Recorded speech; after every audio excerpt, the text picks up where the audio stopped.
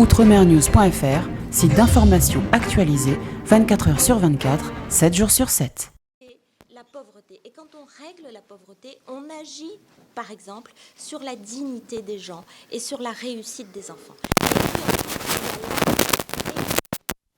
Cette approche économique est une approche qui est particulière parce que, pour nous, dans l'économie, il y a les connectivités. Globalement, les connectivités, c'est la connexion numérique, c'est aussi la connexion maritime et aérienne.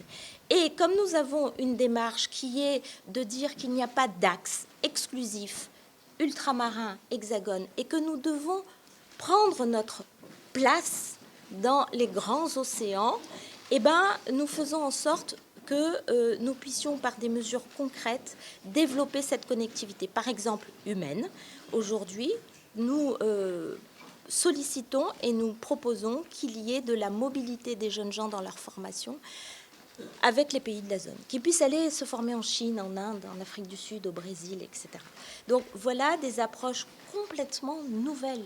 Nous quittons la départementalisation, cette étape de 70 ans pour les 4 vieilles colonies et 5 ans pour Mayotte, et nous entrons dans une nouvelle ère, qui est une ère beaucoup plus dynamique, moderne, de progrès, où nous allons respirer et nous allons vraiment prendre notre dynamique dans nos territoires. Alors, de cette consultation, qu'avez-vous retenu ?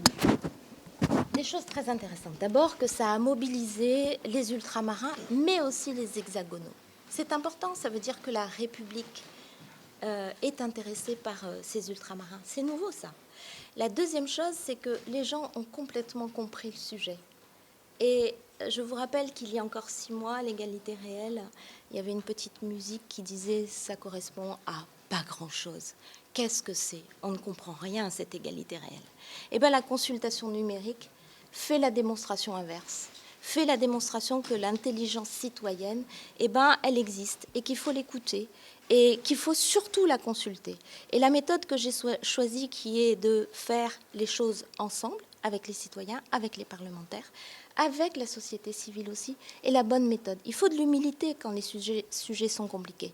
Il faut de la volonté et il faut de la détermination. C'est ce que j'ai aujourd'hui et ça porte ses fruits. Je suis ravie parce que les citoyens se disent « c'est possible ».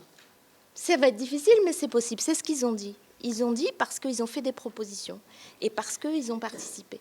Et ça, c'était presque inattendu pour beaucoup d'entre vous. On voit à travers cette enquête, Madame la Ministre, on voit à travers cette enquête que l'emploi reste l'une des préoccupations des citoyens. Évidemment, quand vous avez le taux de chômage européen sur certains territoires des jeunes, ça ne peut être qu'une préoccupation. Mais si nous nous battons, c'est parce que nous connaissons cette préoccupation. Moi, je suis ultramarine. J'ai vécu toute mon enfance dans des problèmes de chômage. Je ne suis pas très vieille, mais quand même. Et depuis mon enfance, j'entends les mêmes taux, globalement. J'entends les mêmes problèmes. Ça veut dire qu'il y a des générations qui ont été enchaînées dans la représentation du chômage. Un fils n'a pas vu son père travailler et le père n'a jamais vu son grand-père travailler. Son père travaillait, donc de père en fils. Et nous devons nous battre contre ça. Bien sûr, les choses se sont améliorées. On a aujourd'hui des indicateurs qui vont dans le bon sens. Mais nous devons impulser, c'est notre conviction. Si nous restons dans des démarches qu'on applique depuis 70 ans, qui nous amènent à des résultats qui ne sont pas conformes à ce que la République française doit à ses concitoyens, dans 70 ans, nous y serons encore. Donc, il faut changer de braquet, il faut changer de méthode.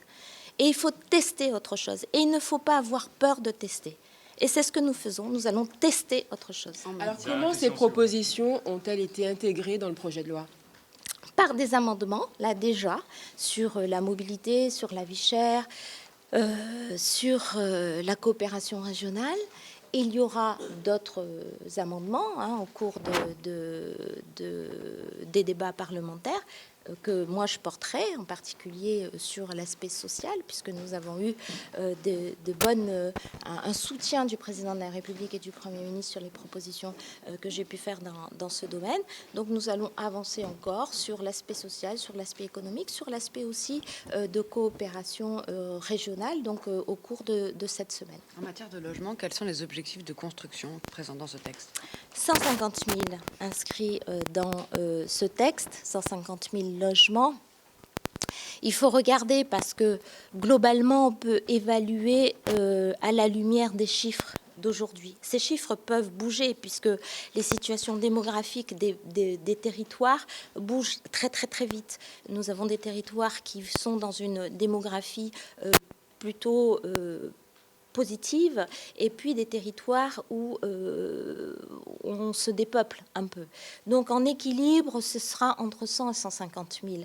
Mais l'idée, et c'est le plan logement que je porte ici au ministère des Outre-mer, c'est qu'au-delà de la loi, il y ait des dispositifs aussi ministériels et réglementaires qui impulsent. Nous ne devons pas attendre toujours que la loi. Nous avons aussi les moyens d'agir en dehors de la loi. Et c'est ce que nous faisons avec des plans jeunesse, des plans sur le logement et aussi des démarches. Je voudrais là-dessus faire un petit point. Quand je vais à Mayotte et que je reviens de Mayotte, j'ai plein d'idées. On va booster la construction des écoles. On va faire en sorte que la commande publique puisse être dans une meilleure gouvernance sur les territoires. Nous allons relancer ce programme d'économie sociale et solidaire parce qu'il y a des acteurs. Outremernews.fr, site d'information actualisé 24 heures sur 24, 7 jours sur 7.